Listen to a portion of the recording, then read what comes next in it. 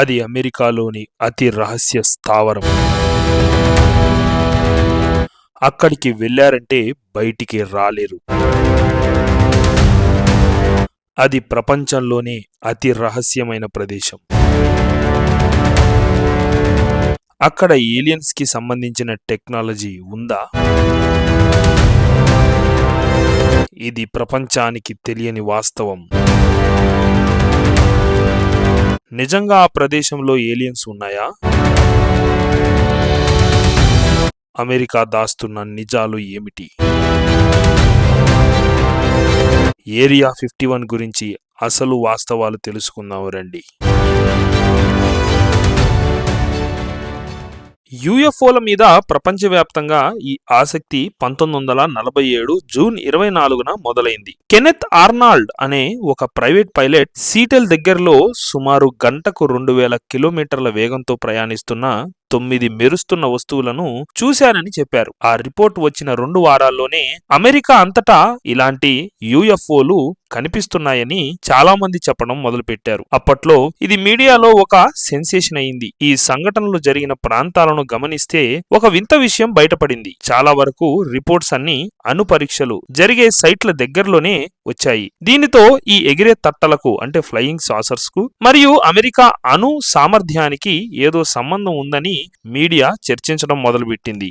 1947 జూలైలో new మెక్సికోలో Mac బ్రెజెల్ అనే రైతుకు తన పొలంలో కొన్ని వింత వస్తువుల అవశేషాలు దొరికాయి. అందులో టిన్ ఫాయిల్, రబ్బరు మరియు చిన్న చిన్న చెక్క ముక్కలు ఉన్నాయి. అవేంటో అర్థం కాక అతను ఆ వస్తువులను రోస్వెల్ షెరీఫ్ దగ్గరకు తీసుకెళ్లాడు. ఈ విషయం Roswell army airfield commanding officer colonel William Blanchard దృష్టికి వెళ్ళింది. జూలై 8న ఆర్మీ ఒక షాకింగ్ స్టేట్మెంట్ ఇచ్చింది. తమకు ఒక ఫ్లయింగ్ డిస్క్ దొరికిందని ప్రకటించింది. కానీ విచిత్రంగా మరుసటి రోజే ఆ మాట మార్చేసి అది కేవలం కూలిపోయిన ఒక వెదర్ బెలూన్ అని చెప్పారు. దానికి సాక్ష్యంగా మేజర్ జెస్సీ మార్షల్ ఆ బెలూన్ ముక్కలతో ఉన్న ఫోటోలను కూడా రిలీజ్ చేశారు.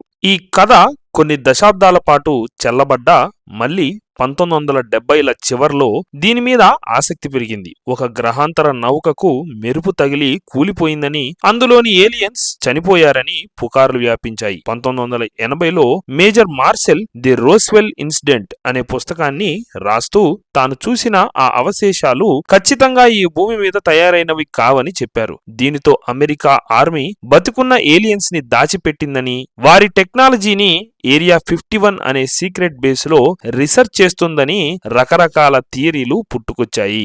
ఏరియా 51 అనేది నెవాడా ఎడారి మధ్యలో నగరాలకు చాలా దూరంగా ఉన్న ఒక అమెరికన్ మిలిటరీ ఫెసిలిటీ. ఇది సుమారు 12,000 చదరపు కిలోమీటర్ల మేర విస్తరించి ఉంటుంది. ఇక్కడ సెక్యూరిటీ చాలా కఠినంగా ఉంటుంది. ఫోటోలు తీయటం అస్సలు నిషిద్ధం అని బోర్డులు కనిపిస్తాయి. అతిక్రమించి లోపలికి రావడానికి ప్రయత్నిస్తే ప్రాణాలు తీసేంత ఫోర్స్ వాడతామని వార్నింగ్ ఇస్తారు. ఈ ప్రాంతం పక్కనే 1950ల నుండి 90ల వరకు అణు పరీక్షలు జరిగిన నెవాడా టెస్ట్ సైట్ ఉంది.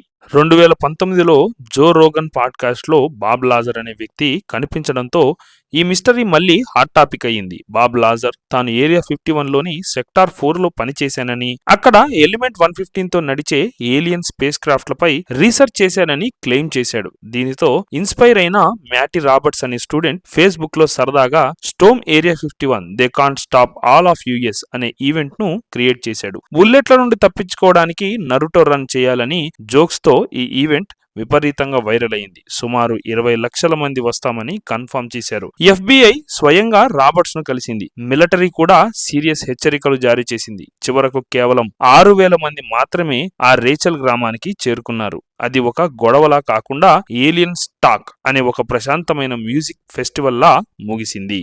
ఏరియా 51 అసలు చరిత్ర అమెరికా సోవియట్ యూనియన్ మధ్య జరిగిన ప్రచ్ఛన్న యుద్ధం కోల్డ్ వార్ లో దాగి ఉంది. 1954లో ప్రెసిడెంట్ ఐసెన్ హోవర్ గూఢాచారి విమానాలను స్పై ప్లేన్స్ ను రహస్యంగా పరీక్షించడానికి ఒక చోటు కావాలని కోరారు. CIA అధికారులు గ్రూమ్ లేక్ ఏరియా 51ను ఎంచుకొని అక్కడ 2 అద్భుతమైన విమానాలను టెస్ట్ చేశారు.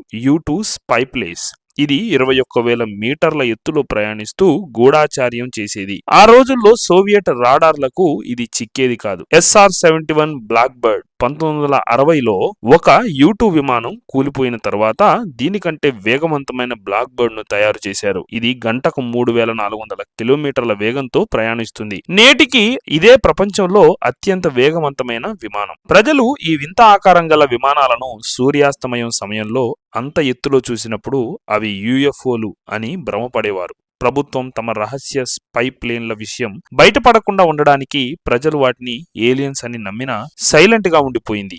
ఇది మిలిటరీకి ఒక మంచి కవర్ గా ఉపయోగపడింది. ముఖ్య గమనిక: సోవియట్ యూనియన్ నుండి తమ రహస్య విమానాలను కాపాడుకోవడానికి CIA కావాలని ఈ UFO కథలను ఒక కవర్ గా వాడుకుంది. 1990ల నుండి ఈ రహస్యాలు ఒక్కొక్కటిగా బయటపడడం మొదలైంది. 1994లో రోస్వెల్ దగ్గర దొరికినవి వెదర్ బెలూన్స్ కాదని, అవి ప్రాజెక్ట్ మొగుల్లో భాగంగా రష్యా అణు పరీక్షలను కనిపెట్టడానికి పంపిన సీక్రెట్ బెలూన్స్ అని ఆర్మీ ఒప్పుకుంది. ఇటీవలి కాలంలో ప్రభుత్వం ఈ విషయాల మీద తన వైఖరిని మార్చుకుంది. 2013లో CIA అధికారికంగా ఏరియా 51 ఉనికిని మరియు లొకేషన్ ను ఒప్పుకుంది. 2017 నుండి 2021 వరకు లక్షలాది పేజీల డాక్యుమెంట్లను పబ్లిక్ చేశారు. వీటిని ఇప్పుడు UFOలు అనకుండా UAP అన్ఐడెంటిఫైడ్ ఏరియల్ ఫినోమినా అని పిలుస్తున్నారు. 2020లో నేవీ పైలట్లు తీసిన 3 UAP వీడియోలు నిజమైనవే అని పెంటగన్ కన్ఫర్మ్ చేసింది. UAP టాస్క్ ఫోర్స్ వీటిని పరిశీలించడానికి ఒక ప్రత్యేక బృందాన్ని ఏర్పాటు చేశారు. అయితే వీరు ఏలియన్స్ కోసం కాకుండా దేశ భద్రత దృష్ట్యా ఇవి ఎక్కడి నుండి వస్తున్నాయో కనిపెట్టడానికి ప్రయత్నిస్తున్నారు. బాబ్ లాజర్ చెప్పిన ఎలిమెంట్ 115 వంటి విషయాలను సైన్స్ కొట్టిపారేసింది. రష్యన్ శాస్త్రవేత్తలు కనిపెట్టిన ఆ ఎలిమెంట్ చాలా అస్థిరమైనది మరియు దానికి ఎలాంటి గ్రావిటీని క్రియేట్ చేసే శక్తి లేదని తేలింది. అలాగే బాబ్ లాజర్ తన విద్యార్హతల గురించి కూడా అబద్ధాలు చెప్పారని తెలిసింది. ముఖ్య గమనిక: ఇప్పుడు ప్రభుత్వం వీటిని UAP అని పిలుస్తున్నప్పటికీ ఇవి ఎక్కువగా మిలిటరీ టెక్నాలజీ లేదా వాతావరణ మార్పుల వల్ల కలిగే దృగ్విషయాలే తప్ప గ్రహాంతరవాసులు కాదు. నేడు ఏరియా 51 ఒక రహస్య స్థావరం నుండి ఒక గ్లోబల్ సెన్సేషన్ గా మారిపోయింది. నెవాడా స్టేట్ అక్కడ ఉన్న హైవేకి ఎక్స్ట్రా టెరెస్ట్రియల్ హైవే అని పేరు పెట్టి టూరిజం ను ఎంకరేజ్ చేస్తుంది. కానీ గుర్తుంచుకోండి, అది ఇప్పటికే ఒక యాక్టివ్ మిలిటరీ జోన్. చాలా మంది యూట్యూబర్లు అతిక్రమించి లోపలికి వెళ్ళడానికి ప్రయత్నించి జైలు పాలయ్యారు. అక్కడ మిస్టరీ ఇంకా కొనసాగుతుంది, కానీ అది ఏలియన్స్ వల్ల కాదు, అక్కడ జరుగుతున్న అత్యాధునిక టెక్నాలజీ పరీక్షల వల్ల. ఈ వీడియో మీకు నచ్చినట్లయితే లైక్ చేయండి, షేర్ చేయండి. ఇంకా ఇటువంటి ఇన్ఫర్మేటివ్ వీడియోస్ కోసం మా ఛానల్ ని సబ్స్క్రైబ్ చేయండి. Thank you for watching this video.